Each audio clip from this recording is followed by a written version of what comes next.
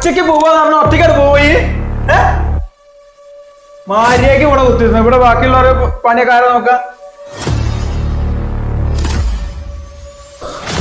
ആ അതിന് മെറ്റീരിയൽ നാളെ ഇറക്കിയ പോലെ എന്തെന്നെ കൊടുക്കണമെന്നുണ്ടോ? കസ്റ്റമർ എന്താ പറഞ്ഞ?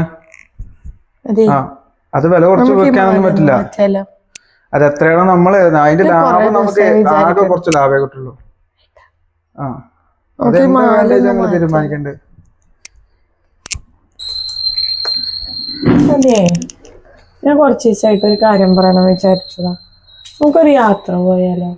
എത്ര ദിവസമായി ഇവിടെ തന്നെ? ഇങ്ങനെ എങ്ങോട്ടാ നമുക്ക് പോണ്ടത്? എങ്ങടെങ്കിലും നമുക്ക് ഒരു ദിവസം പോയിട്ട് വരാം. ഇവിടെ 100 കൂട്ടം കാര്യങ്ങളാണ് എൻ്റെ തലയിൽ.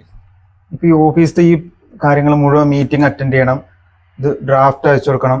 അതിൻ്റെ ഇടയിൽ എവിടേക്ക് ടൂർ പോകാനാണ്? ഞങ്ങൾക്ക് ഒറ്റയ്ക്ക് വേണമെങ്കിൽ പോയിക്കോ, ഞാൻ ഉണ്ടാവും വിചാരിക്കണ്ട. സുരേന്ദ്ര, മറ്റേ ലൊക്കേഷനിലേക്ക് 2 ലോഡ് ഇറക്കിക്കൊണ്ടോ?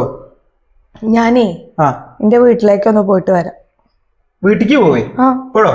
എന്തിന്? വീട്ടിക്കൊന്നും പോണ്ടേ, അവിടെ ഇരുന്ന മര്യാദക്ക്. അപ്പൊ എന്നോടല്ലേ പറഞ്ഞ ഒറ്റയ്ക്ക് പോയിട്ട് വന്നോളാൻ അങ്ങോട്ടാ?